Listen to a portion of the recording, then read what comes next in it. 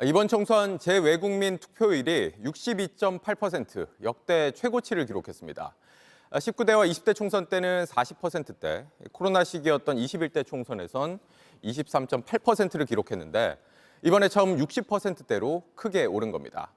이런 가운데 한동훈 위원장은 오늘 충청을 찾아 국회의사당 이전 공약을 다시 강조했고 이재명 대표는 재판에 출석하는 와중에 온라인 생방송으로 지원 유세를 벌였습니다. 류정화 기자입니다. 국민의힘 한동훈 비대위원장이 택배 상자에 담긴 국회의사당 모형을 전달합니다. 스윙보터 충청 지역을 찾아 국회의사당 세종 이전 공약을 다시 한번 내세운 겁니다. 결정적으로 세종을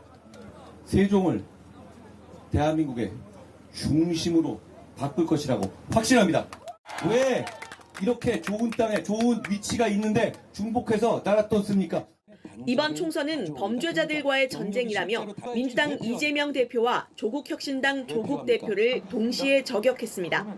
특히 조 대표는 이미 2심에서 실형 선고를 받았다며 수감 생활이 예정돼 있다고 했습니다. 감옥에 들어가서도 마치 자기가 정치 지도자인 척 하면서 영치금 받아 뜯고 책 써서 책 받아 풀 겁니다. 무슨 독립운동 하다 감옥 가는 겁니까? 파렴치 자범 아닙니까? 이재명 대표는 오늘 대장동, 성남FC 혐의 등 재판에 출석하며 고개를 숙였습니다. 공식 선거운동 기간 13일 중 3번이나 법정에 출석해야 한다며 검찰을 향해 날을 세웠습니다.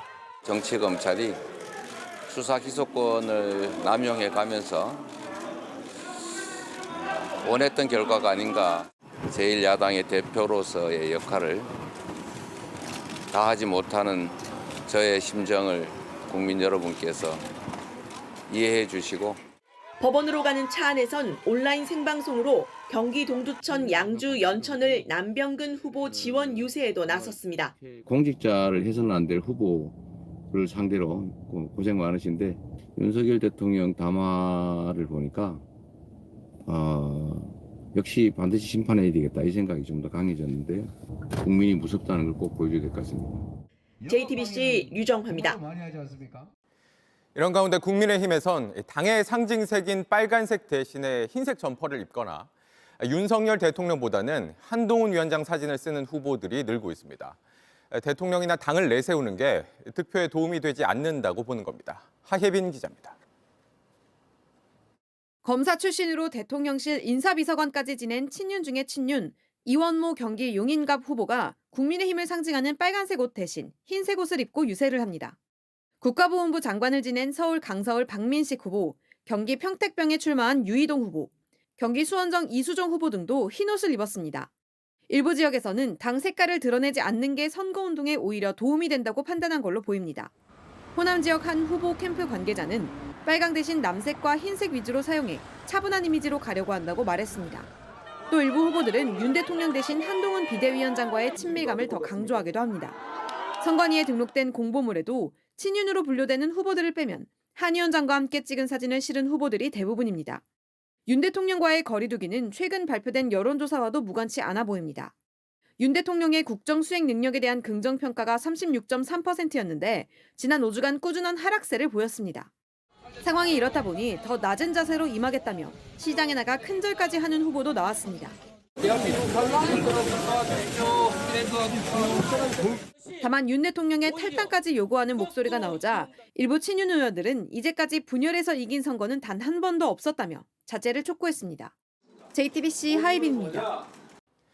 문재인 전 대통령이 연일 민주당 후보 지원 유세를 벌이고 있습니다. 오늘은 파란색 점퍼를 입고 울산을 찾았는데 전직 대통령이 이렇게 직접 총선 후보들 유세를 돕는 건 과거엔 없었던 이례적인 행보입니다. 최규진 기자입니다. 민주당을 상징하는 파란색 잠바를 입은 문재인 전 대통령이 울산 태화강 국가정원을 찾았습니다. 오상택 울산 중구 민주당 후보의 지지를 호소하기 위해서입니다. 문 전 대통령은 현 정부를 향해 70평생 이렇게 못하는 정부는 처음 본다는 비판도 이어갔습니다. 정말 인생이 너무 어렵죠. 눈 떠보니 후진국 이런 소리도 들리고요. 우선 우리 정치가 너무 황폐해졌잖아요. 아주 막말 그리고 독한 말들이 막 난무하는 아주 저질의 정치로 전락하고 말았죠. 문 전 대통령이 민주당 후보 지원 유세에 나선 건 경남 양산을 시작으로 고향 거제와 부산 사상에 이어 이번이 4번째입니다. 울산 동구 김태선 후보, 남구 앞 전운수 후보도 만났습니다. 조국혁신당과 새로운 미래 등 야권 전체를 지지해달라는 주장도 했습니다. 이번 선거는 우리 국민들에게 희망을 드려야 하는 그런 선거거든요.